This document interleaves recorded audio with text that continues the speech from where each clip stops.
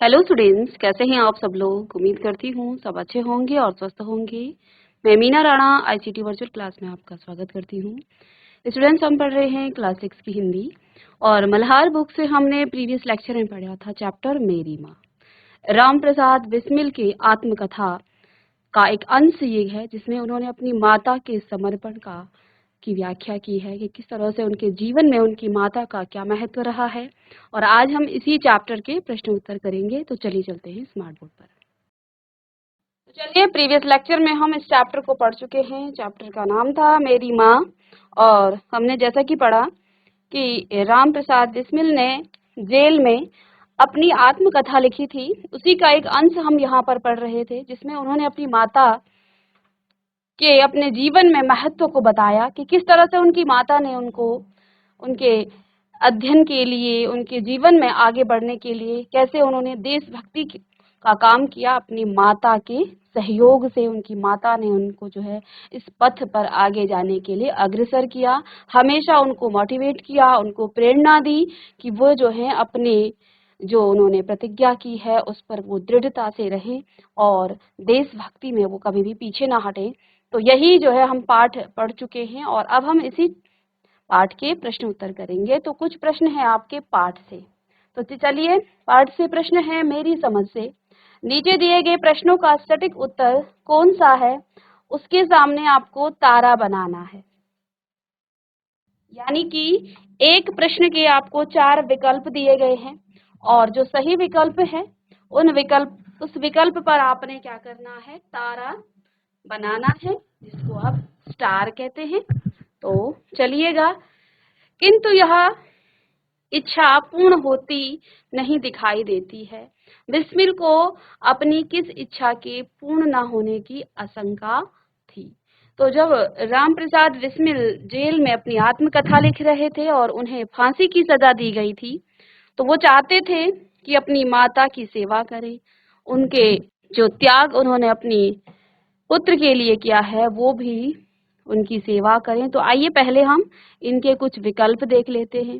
भारत माता के साथ रहने की, अपनी प्रतिज्ञा पर दृढ़ रहने की, अपनी माँ की जीवन पर्यंत सेवा करने की, या भोग विलास तथा ऐश्वर्य भोगने की। तो जैसा कि आप जानते हैं, राम प्रसाद बिस्मिल चाहते थे कि वो जीवन पर्यंत अपनी माता की सेवा करें, लेकिन अंग्रेजों ने उन्हें जेल में बंद कर दिया था और फांसी की सजा दी गई थी। इसलिए अब जो है वो क्या कहते हैं कि मेरी अब ये इच्छा, वो अपनी माँ की सेवा करना चाहते थे। कहते हैं मेरी ये इच्छा है वो अब पूरी नहीं हो सकती है। तो अपनी माँ की जीवन पर्यंत सेवा करने की उनकी इच्छा जो है पूर्ण नहीं हो पा रही थी। तो इस उत्तर को आप लिखेंगे। तो इसका उत्तर होगा, चलिए नेक्स्ट प्रश्न है इसी में, राम प्रसाद बिस्मिल की मां का सबसे बड़ा आदेश क्या था। तो राम प्रसाद बिस्मिल की जो मां थी उन्होंने अपने बेटे को क्या आदेश दिया था, देश की सेवा करें, कभी किसी के प्राण न लेना, कभी किसी से छल न करना, सदा सच बोलना। तो राम प्रसाद बिस्मिल की माताजी चाहती थी कि वे कभी भी किसी निर्दोष के प्राण की हानि ना करें, अर्थात किसी के प्राण ना लें, यानी कि मृत्यु दंड किसी को ना दें, अकारण ही किसी को मृत्यु दंड ना दे। यहाँ तक कि उनकी माता ने यह भी कहा था कि चाहे वो तुम्हारा दुश्मन ही क्यों ना हो, किसी को भी प्राण दंड नहीं मिलना चाहिए। ठीक है, तो कभी किसी के प्राण ना लेना। चलिए, यहाँ पर बेटा आपका कभी किसी के प्राण न लेना।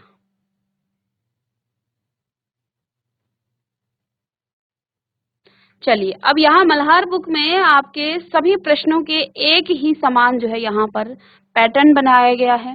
आपको 2 पार्ट से प्रश्न पूछे जाते हैं, उसके विकल्प दिए जाते हैं और साथ में उसके बाद जो नेक्स्ट प्रश्न होता है उसी का पाठ जो ख खंड होता है उसमें आपसे यही पूछा जा रहा है। आपने देखा होगा जितने भी हमने चैप्टर जो कविताएं पढ़ी हैं, दोहे पढ़े हैं, सब में यही है कि आपके पास दो तो ऐसे खंड होंगे प्रश्न नंबर 1 के, जिसमें आपको बहुविकल्पीय उत्तर होंगे, यानी कि उसके बहुत सारे विकल्प होंगे और उन विकल्पों में से आपको सही विकल्प पर स्टार लगाना है, तारा बनाना है। आपने विकल्प चुना, लेकिन आपने ये विकल्प क्यों चुना, इन सब की चर्चा आपने आपस में बैठकर करना है, अपने अपने ग्रुप में। अब आपके ग्रुप में चाहे 2 बच्चे हों, 4 हों, 6 हों, तो आप आपस में चर्चा करेंगे कि आपने ऐसा उत्तर क्यों चुना है। ठीक है, चलिए। तो बच्चों, आपने उत्तर क्यों चुने हैं, इसी को आपने आपस में यहाँ पर चर्चा करनी है। अब अपने मित्रों के साथ तर्कपूर्ण चर्चा कीजिए। अब आप आपस में कहेंगे, अरे भाई तूने ये उत्तर क्यों लिखा है, इसका उत्तर ये भी तो हो सकता है। अब यहाँ पर तो ऐसा कोई डाउट नहीं है, लेकिन जब हम कविता पढ़ते हैं तो वहां पर आपको कुछ उत्तर जो है एक जैसे लगते हैं, है ना। ये तो चैप्टर था तो इसमें तो सीधे सीधे आपको उत्तर मिल जाते हैं, लेकिन जहाँ कविता थी, जैसे हमने दोहे के प्रश्न किए थे, तो वहां पर आपको 2 उत्तर एक जैसे लगते हैं। पर उन दोनों उत्तरों में से सटीक उत्तर क्या है? देखिए, जब भी विकल्प बनाए जाते हैं ना, जब विकल्प बनाया जाता है तो वो विकल्प उसी तरह से डिजाइन किए जाते हैं, उसी तरह का विकल्प बनाया जाता है जहां आपकी सोच जाती है। अब ये कविता में होता है, पाठ में तो आपके पास सीधे सीधे उत्तर मिल जाते हैं, यहाँ पर बहुत ज्यादा आपको तर्क की आवश्यकता नहीं पड़ती है। लेकिन जब कविताएं आप पढ़ते हैं, दोहे आप पढ़ते हैं, तो वहां पर जो है भावार्थ होता है। मतलब आपको सीधी सीधी चीजें नहीं बोली जाती हैं, है ना। जैसे आपने रहीम के दोहे पढ़े थे कि रहीमन देख बड़ेन को, लघु न दीजिए डारी आपन को, इस तरह से। तो उसमें सारी चीजें आपको नहीं दी जाती हैं कभी भी, उसमें भाव आपको जो है प्रकट करने होते हैं, भाव को आपने समझना होता है। ठीक है। और कई बार जो है आपने देखा होगा भाव अलग अलग संदर्भ में लिए जाते हैं, उदाहरण अलग अलग लिए जाते हैं, तो थोड़ा सा भाव तो सेम होगा, लेकिन उदाहरण उसके थोड़ा सा डिफरेंट हो सकते हैं, अलग हो सकते हैं, है ना। तो यहाँ पर देखिए, ये तो आपके पास पाठ था, इसमें बहुत ज्यादा आपको तर्क की आवश्यकता नहीं पड़ती है, उत्तर सीधे सीधे आपके पास हैं। तो जैसे कि यहाँ पर पहला प्रश्न था, तो कि विस्मिल अपनी माँ की सेवा करना चाहते थे, लेकिन क्रांतिकारी जो गतिविधियों में शामिल होने के कारण उन्हें यह संभव नहीं लग रहा था। लेखक को लगता था कि वे अंत समय में माँ से नहीं मिल पाएंगे, अंत में मृत्यु का समाचार ही मेरी माँ के पास पहुंचेगा, ऐसा वो। अब ये सारी चीजें तो आपको जो है पाठ में मिल जाएगा, है ना। तो इस प्रकार से आप एक दूसरे के साथ तर्कपूर्ण चर्चा कर सकते हैं कि भाई तूने ये उत्तर क्यों लिखा है, तुमने ये उत्तर क्यों लिखा है, ऐसा क्या है इसमें। तो उसको आपने फिर से लिखना है कि क्या उनके साथ ऐसी क्या घटना हुई थी जिसके कारण उन्होंने ऐसा कहा है। तो देखिए, जो राम प्रसाद बिस्मिल थे वो क्रांतिकारी गतिविधियों में शामिल हो गए थे, है ना। तो और वहां पर जो है अंग्रेजों ने, क्योंकि उन्होंने अंग्रेजों का विरोध किया था, तो अंग्रेजों ने उन्हें जेल में डाल दिया था और फांसी की सजा उनको मिल गई थी। इसलिए उनको लग रहा था कि अब वो भारत माता की ही सेवा कर पाएंगे, अपनी माँ की सेवा वो नहीं कर पाएंगे। हालांकि पूरे चैप्टर में यहाँ पर उन्होंने अपनी माँ का जिक्र किया है कि इतिहास के स्वर्णिम पन्नों में उनकी माता का जिक्र भी होगा, क्योंकि अपनी आत्मकथा में अपनी माँ के बारे में बहुत कुछ लिख गए थे और अपनी माँ के संघर्ष और उनकी जो उन्होंने प्रेरणा राम प्रसाद बिस्मिल को दी है, जिसके कारण वो देशभक्ति के लिए आगे बढ़ पाए। नहीं तो उनके पिता और उनकी दादी ने तो उनकी शादी करने की बात कही थी, वो चाहते थे कि वो अपनी गृहस्थी में व्यस्त हो जाएं, वो किसी इस तरह के जो क्रांतिकारी गतिविधियों में शामिल ना हो। लेकिन उनकी माता ने उन्हें प्रेरणा दी कि नहीं, अभी आपको पहले अपनी शिक्षा पूरी करनी है, और उसके बाद देश के लिए, देश की सेवा के लिए उनको जो है आगे उन्होंने भेजा। तो इन सब के पीछे उनकी माता का हाथ रहा। तो अंत में मृत्यु का समाचार ही मेरी माँ के पास पहुंचेगा, ऐसा वो अपने मन में सोचते हैं और अपनी माँ से जो है उसी आत्मकथा में वो लिखते हैं कि तुम मेरे मृत्यु का जो समाचार है उसे सुन करके धैर्य धारण करोगी, क्योंकि गुरु गोविंद साहब की जो पत्नी थी, अपने पुत्रों की मृत्यु पर उन्होंने मिठाई बांटी थी, क्योंकि उन्होंने धर्म की रक्षा के लिए अपने प्राणों का बलिदान दिया था। और यहाँ राम प्रसाद बिस्मिल ने अपनी देश की स्वतंत्रता के लिए अपने प्राणों का बलिदान दिया है। इसलिए अपनी माँ से वो अपनी ही आत्मकथा में कहते हैं कि तुम्हें गर्व होना चाहिए कि मैं भारत माता की सेवा में अपने प्राणों की आहुति दे रहा हूँ, अपने प्राणों का बलिदान दे रहा हूँ। दूसरा प्रश्न है कि दूसरे प्रश्न में उनकी माँ ने उन्हें कभी किसी के प्राण न लेने का आदेश दिया था, जिससे उनकी अहिंसा और नैतिकता की भावना झलकती है। सत्यनिष्ठ, कर्तव्य परायण और नैतिकता को मानने वाली थी उनकी माँ। तो देखिए उनकी माँ ने क्या कहा था कि किसी भी निर्दोष के प्राण कभी न लेना, चाहे वो आपका दुश्मन ही क्यों ना हो, तो कभी भी किसी को प्राण की हानि ना हो, यानी कि प्राण नहीं लेना है किसी के, जिससे उनकी अहिंसा और नैतिकता की भावना झलकती है। सत्यनिष्ठ, कर्तव्यपरायण और नैतिकता को मानने वाली उनकी माता जी थी। तो आइए अगले प्रश्नों पर हम यहाँ पर चर्चा करेंगे। तो पंक्तियों पर चर्चा करनी है। तो पाठ में से चुनकर कुछ पंक्तियां नीचे दी गई हैं, इन्हें पढ़कर समझिए और इन पर विचार कीजिए कि आपको इनका क्या अर्थ समझ में आया। कक्षा में अपने विचार साझा कीजिए और लिखिए। तो आपने जो प्रश्न आपके सामने देखिए, आपकी जो पाठ्य पुस्तिका है उसके पीछे भी प्रश्न है। तो इन प्रश्नों को तो आप स्वयं ही करेंगे, क्योंकि यहाँ पर आपको आपस में चर्चा करनी है और इन्हें आप कोशिश करेंगे कि स्वयं इन प्रश्नों के उत्तर आप लिखें। तो चलिएगा, प्रश्न क्या है आपके सामने? प्रश्न है, यदि मुझे ऐसी माता न मिलती तो मैं भी अति साधारण मनुष्यों की भांति संसार चक्र में फंसकर जीवन निर्वाह करता। राम प्रसाद बिस्मिल जी कहते हैं कि यदि मुझे ऐसी माता न मिली होती तो मैं भी अति साधारण मनुष्यों की तरह, जिस प्रकार से अन्य लोग जो है अपना जीवन यापन करते हैं और भोग विलास में लिप्त रहते हैं, ना वो किसी के लिए कुछ करते हैं और ना वो स्वयं के लिए जो है कुछ कर पाते हैं, क्योंकि उनका जीवन जो है भोग विलास में ही लिप्त रहता है। तो उसे ही उन्होंने अति साधारण जीवन कहा है।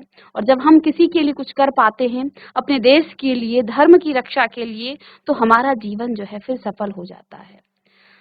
जो महान देशभक्त हैं वो कभी इस संसार से मरे नहीं हैं। इतिहास के पन्नों में हम हमेशा उनको पढ़ेंगे और पढ़ते रहेंगे। उनको जो है हमारे इतिहास के पन्नों में हमेशा जीवित रहेंगे। उनके इस आदेश की पूर्ति करने के लिए मुझे यहाँ पर हम कुछ पंक्तियां पढ़ रहे हैं, इन पर आपने अपने विचार जो है इसमें व्यक्त करने हैं, इनके बारे में लिखना है कि क्या कहना चाहते हैं यहाँ पर। उनके इस आदेश की पूर्ति करने के लिए मुझे मजबूरन एक दो बार अपनी प्रतिज्ञा भंग भी करनी पड़ी। यदि मुझे ऐसी माता न मिली होती, पहले का उत्तर हम यहाँ पर देखते हैं, तो मैं अति साधारण मनुष्यों की भांति संसार चक्र में फंसकर जीवन निर्वाह करता। इसका अर्थ है कि यदि बिस्मिल की माता इतनी प्रेरणादायक न होती, उनको इतना मोटिवेट नहीं करती, तो वे भी आम लोगों की तरह साधारण जीवन जीते और देश के लिए बलिदान देने की भावना उनमें न आती। यानी कि इस सब के पीछे उनकी माता का ही योगदान है। उनकी माता ने ही उन्हें देश के बलिदान देने के लिए, देश की सेवा करने के लिए, स्वतंत्रता संग्राम में भाग लेने के लिए ही जो है प्रेरणा दी थी। और उनकी इन्हीं प्रेरणाओं की बदौलत वो देश को जो है, देश के लिए बलिदान उन्होंने दिया, देश के लिए वो बलि चढ़ गई। ठीक है।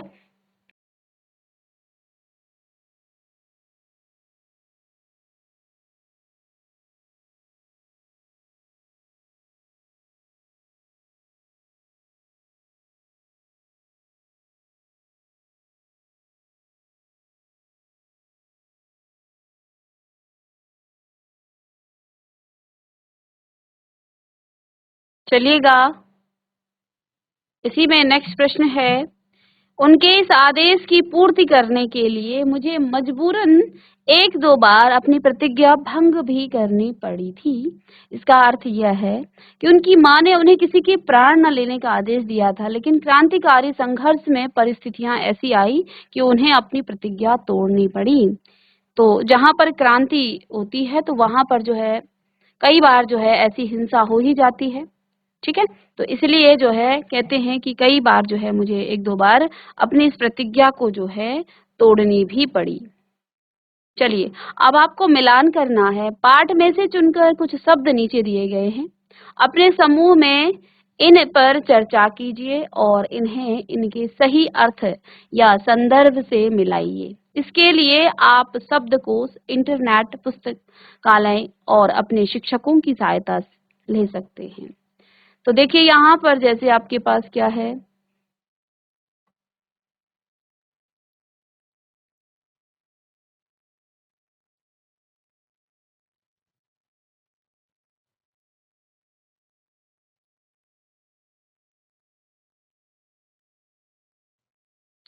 इधर शब्द लिखे हैं और दूसरी तरफ है बेटा आपका अर्थ और संदर्भ।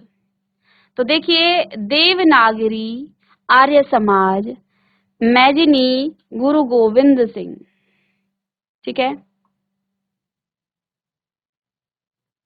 और इधर जो है अर्थ लिखे हैं बेटा, सिखों के 10वें और अंतिम गुरु थे, उन्होंने खालसा पंथ की स्थापना की।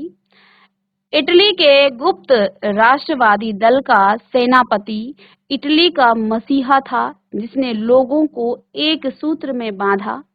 महर्षि दयानंद द्वारा स्थापित एक संस्था। चलिए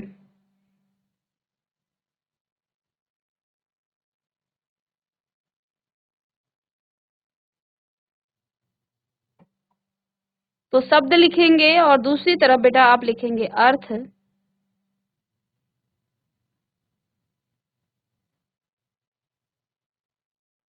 तो जैसा कि देवनागरी, देवनागरी क्या है?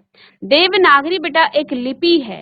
ये भारत की एक भाषा लिपि जिसमें हिंदी, संस्कृत और मराठी आदि भाषाएं लिखी जाती हैं। जब हम शब्द विचार पढ़ रहे थे, जब हमने हिंदी भाषा लिपि और व्याकरण पढ़ा था, तो वहां पर हमने देवनागरी लिपि के बारे में बताया था कि देवनागरी लिपि होती क्या है।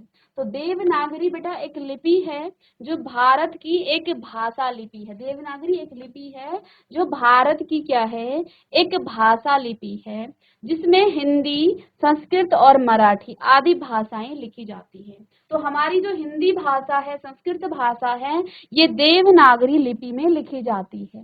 दूसरा बेटा यहाँ पर आर्य समाज, आर्य समाज दूसरा लिखेंगे आप आर्य समाज। तो आर्य समाज क्या है? महर्षि दयानंद द्वारा स्थापित एक संस्था है। महर्षि दयानंद द्वारा स्थापित एक संस्था है। देवनागरी बेटा आपकी क्या है? देवनागरी आप यहाँ से हम इसको मिलान करते हैं 4 के साथ। इसी तरह से आप करेंगे, आगे उत्तर भी हम दिखाएंगे और आप ऐसे भी मिलान कर सकते हैं, ठीक है। इसके बाद है मैजिनी। मैजिनी बेटा आपके इटली के गुप्त, ये हैं इटली के गुप्त राष्ट्रवादी दल का सेनापति, इटली का मसीहा था जिसने लोगों को एक सूत्र में बांधा था, ठीक है। जिसने लोगों को एक, और गोविंद कौन थे? गोविंद थे सिखों के 10वें और अंतिम गुरु थे। सिखों के 10वें और अंतिम गुरु थे, ठीक है। तो ये गोविंद थे सिखों के 10वें और अंतिम गुरु। तो यहाँ पर फर्स्ट का तो आपके पास 4 आ जाएगा, सेकंड का बेटा आपके पास क्या आ गया है? आर्य समाज, ये आपके पास थर्ड आ गया है, ये आपके पास सेकंड आ गया है और ये फर्स्ट आ गया है। कुछ इस तरह से मिलान आप कर सकते हैं या आप सीधे मिलान भी कर सकते हैं, ठीक है। तो पाठ को एक बार फिर से आपको पढ़ना है और दिए गए प्रश्नों के बारे में आपको पता लगाकर अपनी लेखन पुस्तिका में लिखना है, ठीक है। तो अगर आपने एक बार पढ़ लिया है तो ठीक है, इन प्रश्नों के उत्तर आप देंगे। तो बिस्मिल की माता जी जब ब्याह कर आई तो उनकी आयु काफी कम थी, फिर भी उन्होंने स्वयं को अपने परिवार के अनुकूल कैसे ढाला। तो बिस्मिल की जो माता जी ब्याह कर, यानी उनकी शादी जब हुई थी तो मात्र 11 वर्ष की थी, तो फिर भी उन्होंने जो है स्वयं को अपने परिवार के अनुकूल कैसे ढाला। उन्होंने अपनी इच्छा शक्ति के बल पर स्वयं को कैसे शिक्षित किया। बिना किसी स्कूल गए उन्होंने अच्छे से वो देवनागरी पुस्तिका को पढ़ने लग गई थी, यानी कि बहुत अच्छे जो है उनको अच्छे से पढ़ना आ गया था। तो कहाँ पर इन्होंने पढ़ा था? तो आइए पहला प्रश्न है कि इनकी माता जब ब्याह कर आई थी तो उनकी आयु काफी कम थी, फिर भी उन्होंने जो है अपने आप को परिवार के अनुकूल कैसे ढाला। तो देखिए, बिस्मिल की माता जी ने परिवार के रीति रिवाजों को अपनाया और अपनी जिम्मेदारियों को पूरी निष्ठा से निभाया। बिस्मिल जी की दादी जी अपनी छोटी बहन को बिस्मिल की जो दादी जी थी उन्होंने अपनी छोटी बहन को बुलाया और इनकी माता को घर के काम काज सिखाए और धीरे धीरे उन्होंने सारे घरेलू काम भी सीख लिए थे और घर की जो है अच्छी देखभाल वो करने लग गई थी। उन्हें पढ़ाई का बहुत शौक था। मोहल्ले में जो महिलाएं शिक्षित थी उनसे वे अक्षर पहचानना सीखती थी। दिन भर घर का काम करने के बाद जो भी समय बचता उसमें वे पढ़ाई करती और उनकी मेहनत और लगन से वे जल्द ही देवनागरी लिपि में लिखी पुस्तकें पढ़ने लगी थी। इसके बाद उन्होंने अपनी छोटी बेटियों को भी पढ़ाना शुरू किया था। ठीक है, चलिएगा अब हम नेक्स्ट क्लास में आगे के प्रश्न डिस्कस करेंगे। तो स्टूडेंट्स, आज की क्लास में हमने मेरी माँ चैप्टर के कुछ प्रश्न किए हैं। आगे कुछ और प्रश्न हम नेक्स्ट लेक्चर में करेंगे। तो मिलते हैं नेक्स्ट लेक्चर में, तब तक के लिए थैंक यू।